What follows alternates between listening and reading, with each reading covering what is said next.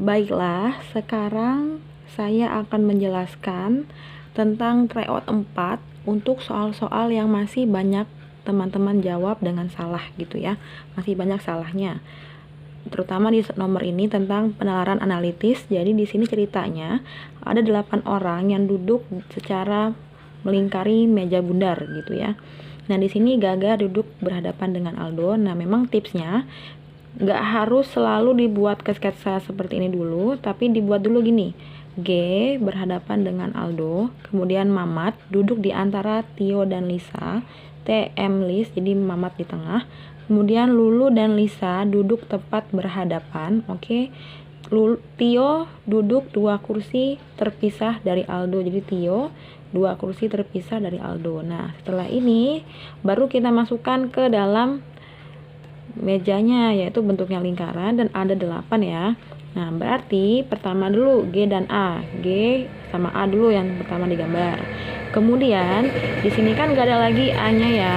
TML di sini gak ada A, Lulis ini gak ada. Nah, di sini ada nih T 2 kursi jadi dari A. Jadi dulu ada A, 2 kursinya T. Baru nih, kemudian baru TM list sudah selesai, lanjut Lu itu depan list, jadi list ini depannya Lu. Nah, ternyata ada 2 kursi kosong. Ini milik siapa? Milik Dadang dan Roni yang belum punya posisi di deskripsi ini. Jadi bisa jadi Roni yang di sini, Dadang di situ, atau Dadang di sini, Roninya yang di situ, gitu ya. Kemudian nomor 8, soalnya saya ubah sedikit. Di antara beberapa kemungkinan di bawah ini, salah satu pilihan yang benar kecuali, tidak ada kecuali di sini. Kalau teman-teman baca, maka kecualinya adalah Dadang duduk di antara Gagah dan Tio. Di sini salah, karena Dadang itu Gagah dan Tio kan di sini, sedangkan Dadang itu di sini posisinya. Bisa di sini atau di situ gitu kan. Sedangkan Tio sama Gagah itu depannya, jadi salah. Jawabannya E. Kemudian nomor 9, saya ubah sedikit, jawaban nomor E, ada Mamat berhadapan dengan Roni. Nah, jadi apabila Mamat dipisahkan oleh 2 kursi dengan Dadang, jadi di sini ya, Mamat dipisahkan 2 kursi oleh Dadang. Jadi di sini Mamat 2 kursi Dadang. Artinya Dadang tuh yang di sini, bukan yang ini, tapi yang Dadang kemudian R. Berarti Mamat berhadapan dengan Roni. Coba kita cek, Mamat ini berhadapan dengan Roni. Ya, benar ya. Jawabannya E. Kemudian nomor 10, bila Mamat dan Roni duduk berhadapan, jadi Mamat sama Roni berhadapan, atau Dadangnya di sini ya tetap ya. Maka yang benar jawabannya D.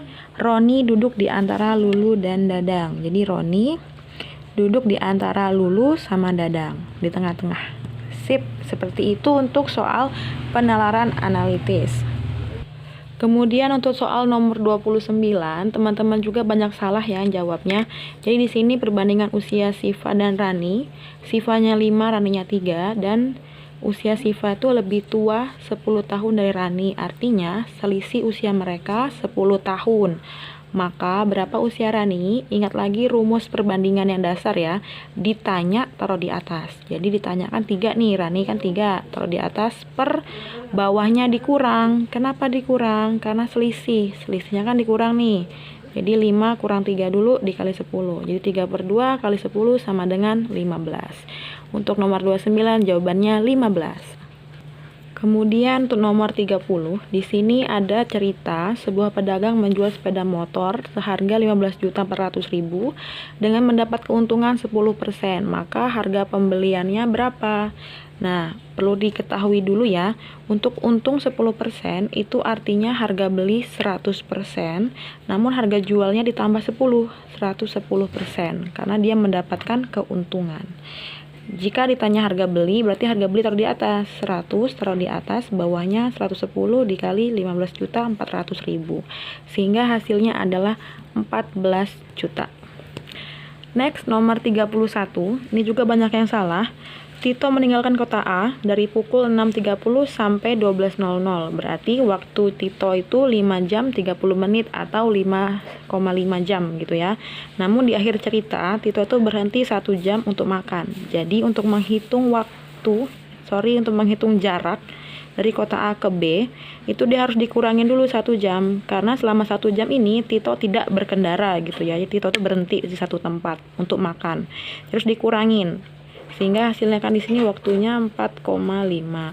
Nah, untuk mencari jarak pakai rumus JKW, jadi jarak sama dengan K dikali W, 40 dikali 4,5 yaitu 180 km. Jawabannya D. Next, untuk nomor 34, jadi Zainal menabung di koperasi dengan bunga 12,5% per tahun. Apabila uang tabungan semula itu 80.000, maka setelah 2 tahun menabung dan mendapat bunga, maka uang tabungan Zainal menjadi titik-titik gitu ya.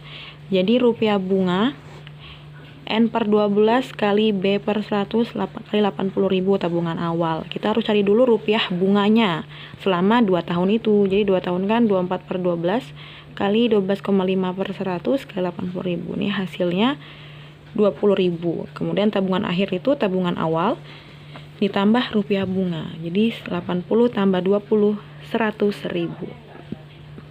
Next, untuk nomor yang 35, ini juga ada beberapa yang tidak dijawab malah ya. Ini bisa menggunakan cara logika. Jadi 2 kilo beras 22.000, artinya 1 kilo itu bagi 2 kan 11.000. Nah, 2,5 kuintal itu artinya 250 kg, karena 1 kuintal itu 100 kilo. Jadi 250 kilo dikali 11.000 hasilnya 2750. Oke, teman-teman, baiklah sampai di sini dulu pembahasan untuk TO4. Sampai ketemu lagi di TO5. Semoga hasil yang teman-teman capai bisa menjadi motivasi teman-teman untuk mengerjakan SKD TIU dengan baik. Oke, terima kasih.